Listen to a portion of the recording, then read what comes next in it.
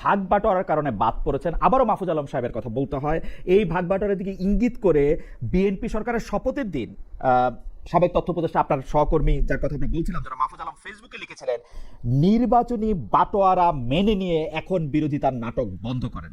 আপনি কি একটু মন্তব্য করবেন যে আপনি কি আসলে, আপনি 10 তারিখ পদত্যাগ করলেন কিন্তু আপনি ইলেকশনে, মানে এনসিপি আপনাকে নমিনেশন দিল না, আপনি নমিনেশন পেলেন না, এনসিপির হয়ে নির্বাচন করলেন না, মানে এটা কি বাটোয়ারাতে আপনি হেরে গেলেন কিনা, ইঞ্জিনিয়ারিং এ আপনি হারলেন কিনা, যেটা ইঙ্গিত জনাব মাহফুজ আলম বলছিলেন?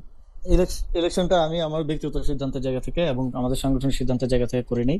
এটার সাথে অন্য আমার কাছে যখন নমিনেশন জমা দেওয়ার ফাইনাল দিন হয়, তখন আমার মনে আছে আমার কাছে 3টা পার্টির প্রত্যয়নপত্র ছিল এবং একাধিক আসনের প্রত্যয়নপত্র তারা পাঠিয়েছিলেন আমি যদি জমা দিই। কিন্তু আমি তখন আমাদের পার্টির সাথে আলোচনা হয়, জোট গঠনকে কেন্দ্র করে পার্টির মধ্যে এক ধরনের ভাঙাগড়া এবং সবচেয়ে ক্রাইসিস মোমেন্টটা পার্টি তখন পার করেছে। সবকিছু মিলে ইভেন একটা সময় আলোচনা আসে, নাহিদ ভাই বলছিলেন যে আমি ইলেকশন না করে এই সময় পার্টির দায়িত্বটা নেওয়া দরকার। এটা 3-4 মাস আগে থেকে আলাপ চলছিল। তো সে সময় পার্টির দায়িত্বটা গ্রহণ করার জন্য আমি ব্যক্তিগতভাবে নির্বাচনে করি নাই। আমি ভেবেছি যে ইলেকট্রাল পলিটিক্স তো সামনেও আছে, সামনেও স্থানীয় সরকার নির্বাচন হবে, সেখানে অংশগ্রহণ করার সুযোগ থাকবে। তো সেই জায়গা থেকে, ডিসিশনের জায়গা থেকে আমি করি নাই। তবে ইঞ্জিনিয়ারিং এর বিষয়ে এবং ভাগবাটোয়ারার বিষয়ে সম্পূর্ণ এটা উড়িয়ে দেওয়ার মতো বিষয় না। যখন আমরা আসলে দেখি যে এই সরকারে, আমি খুব স্পেসিফিকলি আজকে বলতে চাই, এটা কেউ এর আগে বলেছেন কিনা আমি জানি না, আমাদের যখন আমি পুলিশ কমিটির সদস্য সচিব ছিলাম, পুলিশের যে বদলি টদলি যে কমিটিটা ছিল, তা আমি পদত্যাগের আগেই বদলির প্রক্রিয়াটা, এই যে এসপি দের বদলি করা হবে, বিভিন্ন জেলায় জেলায় দেওয়া হবে এবং লটারি করা হবে, বদলি করা হবে, এই প্রক্রিয়াটা যখন হয় তখন খুবই আশ্চর্যজনক ভাবে কমিটির আহ্বায়ক ছিলেন আমাদের ষষ্ঠ উপদেষ্টা এবং সদস্য সচিব ছিলাম আমি, এবং মেম্বার ছিলেন আরো 3জন উপদেষ্টা। কিন্তু একজন যিনি এই পুরো প্রক্রিয়ার অংশ ছিলেন না, তিনি আসলেন হচ্ছে এই লটারি করা বা এই প্রক্রিয়ার মধ্যে তিনি চলে আসলেন, এই মিটিং এর মধ্যে তিনি চলে আসলেন। এবং আমি পরে শুনতে পেলাম যে আমাদের ইয়াদেরও, মানে জনপ্রশাসনের ডিসিদের বদলি এই সংক্রান্ত একটা কমিটি আছে, সেই কমিটিতেও তিনি তার অধিকার চর্চা শুরু করলেন, যে তিনি ওই কমিটির অংশ ছিলেন না। কিন্তু পরবর্তীতে আমার কাছে ডটগুলো খুব স্পষ্ট হলো যখন ওনাকে আমি দেখলাম যে বিএনপি সরকারের পররাষ্ট্রমন্ত্রী হতে, এবং ওনার নিরীক্ষায় রেখে যদি এই যে ডিসিদের বদলি এবং এই এসপি দের বদলি হয়, তাহলে এই নির্বাচনে ইঞ্জিনিয়ারিং হয়েছে কি হয় নাই, এই বিষয়টা আলাদা করে তো বলার প্রয়োজন নাই। খলিলুর রহমান সাহেবের যে বিএনপির পররাষ্ট্রমন্ত্রী হওয়াটা, সেটা খুবই ইন্টারেস্টিং, এবং সেইটার আসলে কোনোদিন যদি আমার সুযোগ হয় বিএনপির প্রধানকে বা যিনি এখন প্রধানমন্ত্রী আছেন মাননীয় প্রধানমন্ত্রীকে প্রশ্ন করার, তাহলে আমি বোধহয় এই প্রশ্নটা দিয়ে শুরু করতে চাই, হোয়াই খলিলুর রহমান, এবং সেটা কিরকম হলো।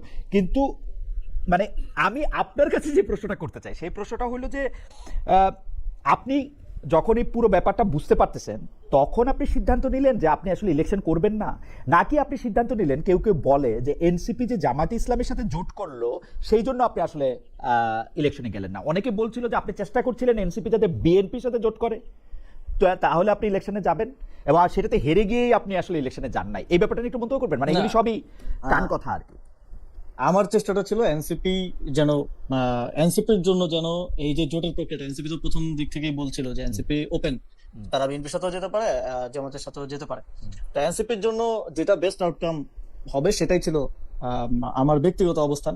এবং ইদার ওয়ে আলোচনা হয়েছে, বিএনপির সাথেও এনসিপির আলোচনা হয়েছে, জামাতের সাথেও এনসিপির আলোচনা হয়েছে, এবং জামাতের সাথে আলোচনায় এনসিপির জন্য একটা বেস্ট আউটকাম এনসিপির লিডারশিপের আমাদের তখন মনে হয়েছে, তো জামাতের সাথে জোটটা হয়েছে। এবং রাজনীতিটাকে আমি একদম কাঠখোট্টা ভাবে, হয়তো আপনি আমাদের আরেকজন সহযোদ্ধার নাম নিলেন, অনেকে হয়তো একদম কাঠখোট্টা ভাবে শুধু আদর্শিক জায়গা থেকে দেখে, আমি রাজনীতিটাকে একই সাথে আদর্শিক জায়গা থেকেও দেখি, আবার প্র্যাকটিক্যাল জায়গা থেকেও দেখি।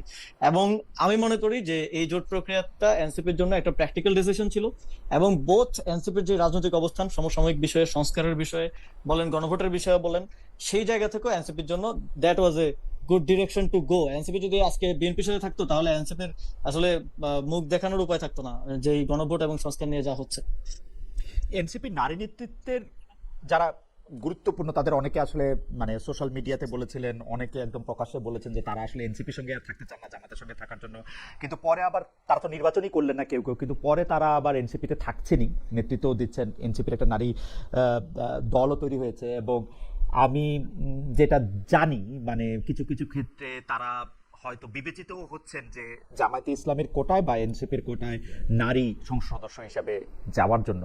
এই পুরো ব্যাপারটা আপনি পরিচালনা করছেন বা আপনি এটা মেনটেন করছেন, ব্যাপারটা কি ঠিক? উল্টা দিকও আছে, আপনি নাকি এনসিপি এবং জামায়াতের মাঝখানে একটি গলার কাটা, এবং আপনি থাকলে কোনোদিন এনসিপি আসলে খুব শান্তিমতো জামাতের সঙ্গে থাকতে পারবে না। দুইটাই যদি একটু আপনি বলেন, আমি আসলে আপনি কোনটা? আহ, এই যে জোট হওয়ার পরে মনে হয় আমি সেই ব্যক্তি যে সবচেয়ে বেশি জোটের মিটিং এ অংশগ্রহণ করেছি, কারণ আমি নির্বাচন পরিচালনা কমিটির প্রধান ছিলাম। এবং আপনারা হয়তো দেখেছেন যে আমি যখন নির্বাচনী পদযাত্রায় গেলাম, আমরা অন্ততপক্ষে 20 জন জামাতের প্রার্থীর হাতে দাঁড়িপাল্লা তুলে দিয়েছি, তাদের জন্য ভোট চেয়ে এসেছি, তারা আমাদের জন্য ভোট চেয়েছেন, আমরা একসাথে নির্বাচনটা না, করেছি। কিন্তু এর মধ্যে তবে আবার NCP র যে এর মধ্যে আবার সারোয়ার তুষার কাহিনীও আছে, যে সারোয়ার তুষার আপনাদের একজন গুরুত্বপূর্ণ হ্যাঁ, নেতা। আমাদের জি। দুইটা আসনে এরকম জোটের ইকুয়েশনটা ওয়ার্ক করে নাই শেষ পর্যন্ত, কোঅর্ডিনেশনটা সমন্বয়টা হয়ে ওঠে নাই।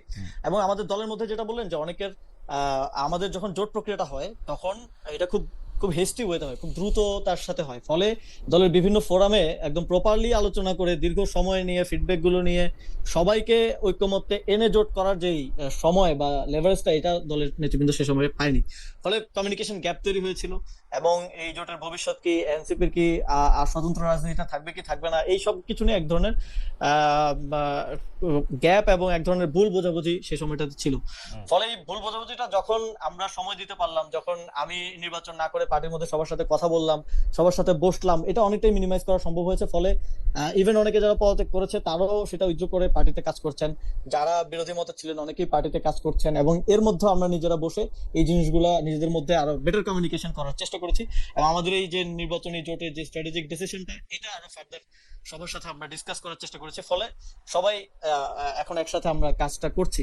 এবং ইভেন যারা পদত্যাগ করেছেন বা যারা গিয়েছেন, অথবা অনেকে এখনো মনোমালিন্য আছে, মন খারাপ করে হয়তো অভিমান করে আছেন, সবার সাথে কিন্তু আমাদের কমিউনিকেশন আছে এবং সবার সাথে আমাদের কথা চলছে। এবং আমরা অনেক ক্ষেত্রে হয় কি, আমাদের বয়সের কারণেও অনেক ক্ষেত্রে রাজনৈতিক ডিসিশন নেওয়ার ক্ষেত্রে প্র্যাকটিক্যালি চিন্তা না করে ইম্পালসিভ ওয়েতে চিন্তা করতে পারি। এটা আমিও হতে পারি বা আমাদের সহযোদ্ধারা হতে পারে, কিন্তু আলটিমেটলি একটু সময় নিয়ে ভাবলেই প্র্যাকটিক্যাল ডিসিশনটা, স্ট্র্যাটেজিক ডিসিশনটা বোঝা যায়।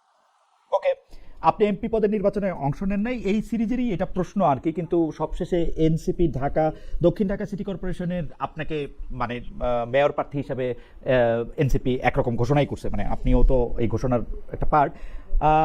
কিন্তু এইবার তো জামায়াতে ইসলামী আপনাদের সাথে না থেকে আরেকজন নিশ্চয়ই প্রার্থী দিবেন যদি তারা নির্বাচনে অংশগ্রহণ করেন, তো সেই ক্ষেত্রে জামায়াত এবং এনসিপির মধ্যে একটা বড় দূরত্ব তৈরি হবে কিনা, আপনি কি মনে করেন? নাকি এটা নিয়ে জোটের মধ্যে আপনার আলোচনা হয়েছে কিনা?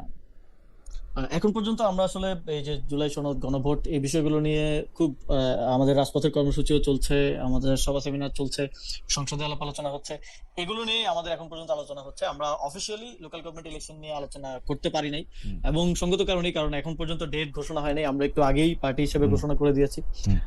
এখন কারণ নির্বাচনের ডেট ঘোষণা হলে কিংবা কাছাকাছি একটা সময় আসলে হয়তো এই বিষয়ে আমরা ফাইনাল আলোচনা করতে পারবো। তবে এখন পর্যন্ত এনসিপি এককভাবেই স্থানীয় সরকার নির্বাচনে অংশগ্রহণ করার প্রস্তুতি নিচ্ছে। জোট হবে কিনা বা কোন পর্যায়ে হবে, কিভাবে হবে এই নির্বাচনে, সেই বিষয়ে আমরা এখনো ফার্দার ফর্মাল কোনো আলাপ আলোচনা আমাদের সাথে জোট সঙ্গীদের হয় নাই। এটা আমরা করে তারপরে আমরা এটা ফার্দার বলতে পারবো আর কি। দর্শকদের প্রশ্ন একটা, জনাব আব্দুল আল মামুন বলছেন যে আসিফ সাহেবকে জিজ্ঞাসা করেন, তিনি যে বলেছিলেন সশস্ত্র বিপ্লবের জন্য প্রস্তুত ছিলেন, সেইটা তারা কোথায় বিপ্লবের ট্রেনিং নিয়েছিল এবং বাংলাদেশ সেনাবাহিনী কোনো কর্মকর্তা তাদের প্রশিক্ষণ বা সহযোগিতা করেছে কিনা? জনাব আসিফ সজীব ভাই। আমরা সশস্ত্র বিপ্লবের ঘোষণা দেওয়ার জন্য প্রস্তুত ছিলাম, কিন্তু সশস্ত্র বিপ্লব করার যে প্রস্তুতি, যেটা আমরা দেখেছি যে রাশিয়াতে হয়েছে বা বিভিন্ন জায়গায়, সেটা আমাদের ছিল না স্বাভাবিকভাবেই। এবং আপনি যদি দেখেন 5ই আগস্টের যেই 5ই আগস্ট আমাদের ছিল একটা ডু অর ডাই কল, এবং 5ই আগস্ট যদি আমরা সফল না হতাম তাহলে ওইটা ছাড়া আমাদের কোনো উপায় ছিল না। এবং আপনি দেখেন আমাদের মুক্তিযুদ্ধের আগে আমাদের এখানে কতজন মানুষ আসলে সশস্ত্র প্রশিক্ষণ নিয়েছিল, নাই, কিন্তু তাদের সে সময় মুক্তিযুদ্ধের ঘোষণাটা দিতে হয়েছিল, মানুষকে ডাক দিতে হয়েছিল যে যে যার যা আছে তা নিয়েই ঝাঁপিয়ে পড়তে হবে। এবং অন দা ওয়ে কিন্তু প্রশিক্ষণেরও ব্যবস্থা হয়েছে এবং অস্ত্রেরও ব্যবস্থা হয়েছে এবং সফলতাও এসেছে।